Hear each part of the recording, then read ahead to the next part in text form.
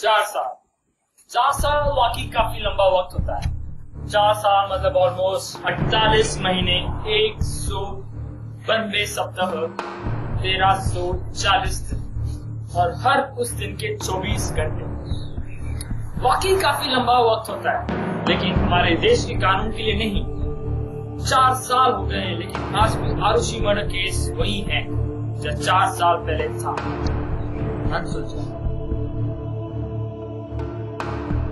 मार्च 2008 नोएडा के flat number L32 की रात कुछ ऐसा हुआ जिसने पूरे देश को हिलाकर रख दिया। ये शर्मनाक हरकत किसने की होगी? कहीं वो आप तो नहीं? मैंने ऐसा इसीलिए पूछा क्योंकि कातिल तो आज भी आजाद घूम रहे हैं और क्या पता शायद मेरे इस वीडियो को देख भी रहे होंगे। क्या कसूर था उन मासूम आंखों का जिसने कुछ बनने के लिए सपने देखे होंगे और उन आंखों को हमेशा हमेशा के लिए बंद कर दिया। सीबीआई के क्लोजर रिपोर्ट के अनुसार the main culprits were the parents. हैरानी होती है ये सोचकर कि कोई माँ बाप ऐसा कर सकते हैं। जिस माँ ने बोलना सिखाया उसी ने हमेशा हमेशा के लिए खामोश कर दिया। जिस बाप ने हाथ पकड़कर चलना सिखाया उसी बाप ने इन्हीं हाथों से उसका गला घोट दिया। आखिर भगवान ऐसे लोगों को औलाद देते ही क्यों है? अगर माँ बाप ऐसे होते हैं तो अनाथ होना ही अच्छा है। रियली स्ट्रेंज, दो it's not a proof that parents ने ये किया है, पर दोस्तों जहाँ पे आग होती है धुआं वहीं से उठता है। इस केस को और परखने के लिए आए चलते हैं एक सच्चाई के सफर पर। एग्जैक्टली उस रात हुआ क्या था आइए जानते। 52 मिनट, 4 लोग, आरुषि, हेमराज, नुपुर तलवार और डॉक्टर राजेश तलवार। 2 मर्डर्स। कौन, कहां, कब, कैसे, इन सवालों की कोई गुंजाइश नहीं। उसी रात आरुषि ने अपने डिजिटल कैमरे में कुछ पिक्स कैद की जिस पर वॉल पर टंगे घड़ी पर रात के 10:10 का टाइम था।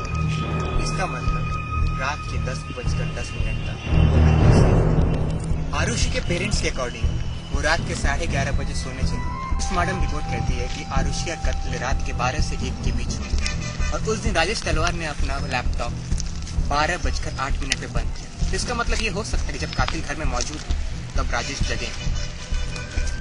तो आरुषि को कब और कैसे मारा गया, इसके लिए मैं अपने एक दोस्त की मदद लेना चाहूंगा। आरुषि को एक 5 नंबर के गोल्फ क्लब से उसके हेड पर वार किया गया। इस एरिया में एक ऐसा ही मार हेमराज के भी सिर पर था। आरुषि बेहोश हो गई, हेमराज भी शायद बेहोश ही हो गया। आरुषि के गले और हेमराज के गले पर किसी सर्जिकल इंस्ट्रूमेंट से वार किया गया इस जगह पर। और सर्जिकल इंस्ट्रूमेंट जहां तक मुझे पता है किसी डॉक्टर के पास ही होता और उसके पेरेंट्स डॉक्टर थे।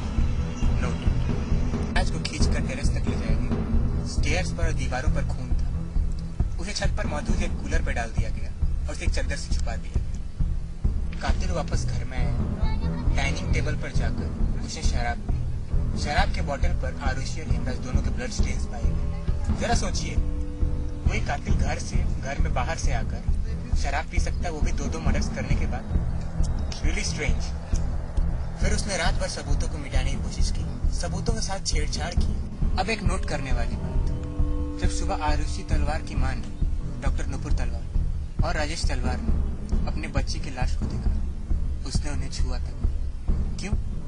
मैं ऐसा इसलिए कह रहा हूँ क्योंकि उनके कपड़ों से फॉरेंसिक एक्सपर्ट्स को एक ब्लड स्टेन भी नहीं मिला। यूजुअली अपने माँ बाप अपने मरे हुए बच्चे की लाश को देखकर गले से लगा लेते हैं, तड़प कर रोते हैं, पर उन्होंने ऐसा नहीं किया। कैसे होते हैं वो माँ बाप, जरा सोचिए। इस केस के सारे पहलू आपके सामने हैं। हमारा काम था सच्चाई सामने लाना। कंक्लूजन आप निकालिए। जय हिंद, जय भारत, सत्यमेव जयते। Kindly subscribe for more. Condition supply.